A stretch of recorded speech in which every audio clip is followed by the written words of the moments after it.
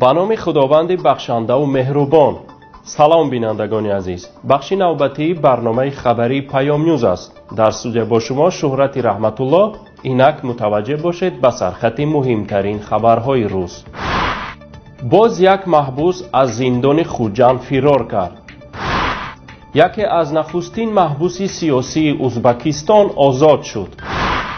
جینل لاماسا، اولین روزنامه‌نگار حجاب پوش شبکه تلویزیونی کانادا. دختر پرزیدنت به کرسی معاون ریاست سازمان‌های بین‌المللی وزارت کارهای خارجی نشست. 24 نوامبر از زندان رقمی 3 شهر خوجند یک محبوس فرار کرده است که ناصری امان‌الله خان نام داشته، ساکن 26 ساله شهر اسفاره بوده است. ناصری امان‌الله خان ساکن جماعت نوگیلم با قرار دادگاه شهر اسفاره بر اساس ماده 248 کودکس جنایی برای غارتگری به 11 سال زندان محکوم شده بود. در 5 ماه اخیر این حادثه دومی فرار محبوسان از زندان رقمی 3 خوجند است. ماه ایون از همین محبس رمزالله خان ددخانوف، حبیب جان یوسوفوف و میرزا ظریف قیوموف تلاش فرار کردند. اما از فراری ها میرزا ظریف قیوموف در زد و خور با زندانبان ها به هلاکت رسیده، حبیب جان یوسوفوف زخمی و بلافاصله دستگیر شد. تنها رمزالله خان ددخانوف توانست از دیواری بتونی سیمخوارپیچ محبس بیرون جهیده فرار کند.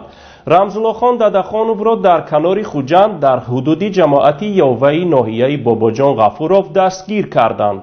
سال 2010 25 محبوس متهم با جنایت‌های وزین از بازداشتگاه کمیته دولتی امنیت ملی فرار کرده بودند و بازداشت فراریان به یک فضای نظامی در وادی رشت تبدیل شده نزدیک به 6 ماه زد و خورد دوام کرد. از پی فرار این 25 نفر محبوس، رئیس کمیته دولتی امنیت ملی خیرالدین عبدالرحیموف و اکثریت معاونان به استعفا رفتند. بعضی هلدانها فرار این 25 نفر محبوس را کار دست سیمومین یتیموف، رئیس فعلی کمیته دولتی امنیت ملی تخمین زده بودند. سمندر قوقانوف، یکی از نخستین مخالفان حکومت ازبکستان که زندانی شده بود، 24 نوامبر به آزادی برآمده است. طور پیوندان قوقانوف 72 ساله میگویند پرونده آخری وی بیکار شده است. این مخالف ازبک 2 ایول سال 1993 با عیب اسرافکاری در مال دولت زندانی شده بود. در اصل مهلت زندانی وکیل سابق پارلمان و رئیس کارخانه کارکرد نفت چینازی ازبکستان سمندر قوقانوف که 23 سال و 4 ماه در زندان نشست 6 اکتبر به آخر رسیده بود. اما بر عوض رهایی از زندان، دادگاه ولایت نوایی ازبکستان طبق 2 ماده کودکس جنایی به حکم قوقانوف 5 سال و 3 روز دیگر ضم کرد. قوقانوف سال 1989 همراه با شوکت میرزیویف، اجرا کننده فعلی وظیفه پرزیدنت ازبکستان، وکیل پارلمان انتخاب شده بود. پیوندان و همصفان قوقانوف میگویند وی با فرمان بواسطه اسلام کریموف زندانی شده است. این مخالف ازبک در تاریخ معاصر ازبکستان طولانی ترین مهلت زندان را پشت سر کرده است.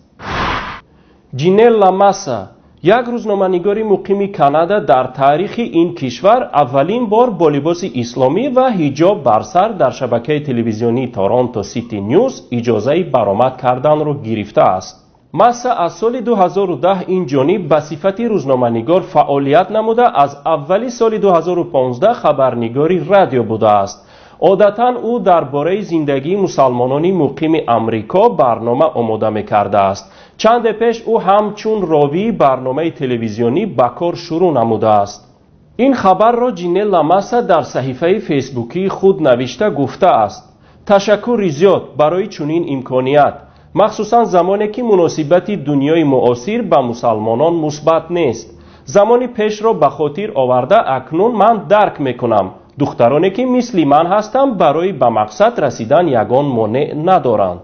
او قبلا در شبکه‌های تلویزیونی سیتی نیوز، سی تی وی، نیوز تالک، 10 راگرز تلویزیون فعالیت کرده است. این در حالی است که در کشورهای مسلمانی مثل تاجیکستان نه اینکه به شبکه‌های تلویزیونی به روزنامه‌نگار حجاب پوش راه می‌دهند، حتی شخصان حجاب پوش را از دانشگاه و مؤسسه‌ها به خاطر حجابشان می‌رانند. چند هفته اخیر با اصول خانه به خانه شهروندان را مجبور میکنند حجابشان را از سر گیرند. رخشانه رحمانووا دختر پرزیدنت تاجیکستان امامعلی رحمان معاون سردار ریاست سازمان‌های بین‌المللی وزارت امور خارجه تاجیکستان تعیین شده است. رخشانه رحمانووا پیش از این در سفارت تاجیکستان در بریتانیا کار میکرد و بعد از ادای وظیفه در بریتانیا برای ادامه فعالیت خود به دوشنبه می آید.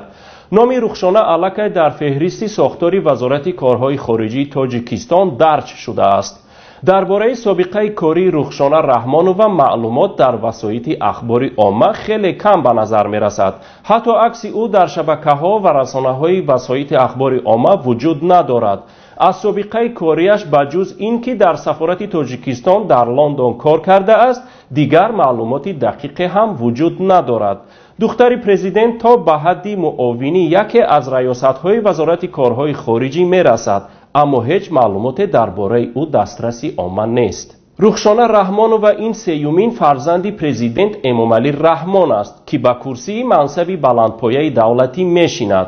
از این پیش آزاده رحمان سالهای 2005-2007 در سفارت تاجیکستان در امریکا، سالهای 2007-2009 سردار ریاست کنسولی وزارت کارهای خارجه، سالهای 2009-2014 معاون وزیر خارجه، از سال 2014 تا سال 2016 معاون اولی وزیر کارهای خارجه تاجیکستان و از ینوری سال 2016 راهبر دستگاه ریاست جمهوری تاجیکستان تعیین شده تا به حال در این منصب ایفای وظیفه میکند.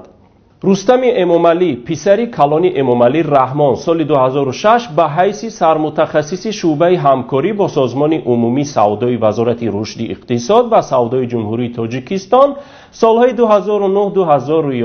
در وظیفه سردار ریاست دستگیری صاحبکاری کمیته دولتی سرمایه گذاری و اداره اموال دولتی جمهوری تاجیکستان کار کرده است.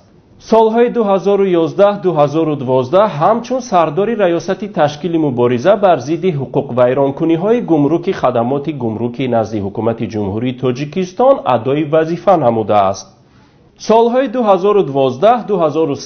همچون معاون سردار خدمات گمرکی نزد حکومت جمهوری تاجیکستان و از نوامبر سال 2013 تا مارس سال 2015 در وظیفه سردار خدمات گمرکی نزد حکومت جمهوری تاجیکستان کار کرده است. از ماه مارس سال 2015 تا به حال در وظیفه دیرکتوری اگنتی نظارت دولتی مالیوی و مبارزه با کروپسیون جمهوری تاجیکستان ادای وظیفه دارد.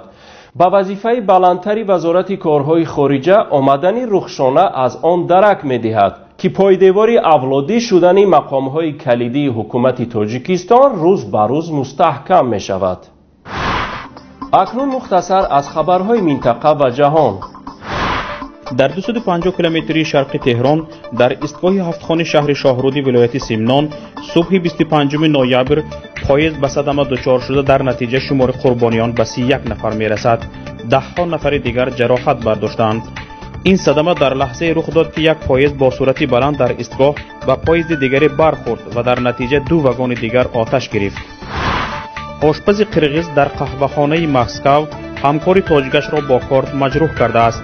طبق اطلاع مقامات حفظ حقوق روسیه، شهروند 28 ساله تاجیکستان خواسته است با همکار 29 ساله قرغیزش در قهوه‌خانه منطقه پرسنس شوخی کند. در حالی که آشپز قرغیز بریزه کردن گوشت مشغول بوده است، همکارش از پشت آهسته آمده به گوشش داد زده است. در نتیجه آشپز که در دستش کارت بوده است، فوراً تاب خورده است و به شکم همکارش ضربه زده است. مقامات مسکو میگویند عین حال آشپز تاجیک به بیمارخانه و همکار قرغیزش به پلیس انتقال داده شده است. استیون سیگل، هنرپیشه آمریکایی که درخواستش برای دریافت شهروندی روسیه به تازگی پذیرفته شد، روز جمعه گذرنامه خود را از دست ولادیمیر پوتین، رئیس جمهوری این کشور گرفت. پوتین در جریان این مراسم در کاخ کرملین گفت امید دارد این اقدام سرآغاز برای ترمیم روابط آمریکا و روسیه باشد. استیون سیگل 64 ساله استاد ورزش‌های رزمی است و معمولاً در همین گونه فیلم‌ها به ایفای نقش پرداخته است. قبلا حمایت او از غصب کریم از طرف روسیه با انتقاد زیاد روبرو شده بود. بینندگان عزیز، این صدومین برنامه پیام نیوز بود. با عنایت خداوند ما به اینجا رسیدیم و انشاءالله به بیشتر از این هم خواهیم رسید. توجه و دستگیری معنوی شما عزیزان ما را تا امروز به انجام وظیفه ایمانیمان دلگرمتر میکرد و امید میکنیم من بعد هم توجهتان کمتر نخواهد شد. لطفاً در دعاهایتان ما را فراموش نکنید. با امید پیروزی حق بر باطل و رسیدن به آزادی کشور عزیزمان. خدا نگهبانتان.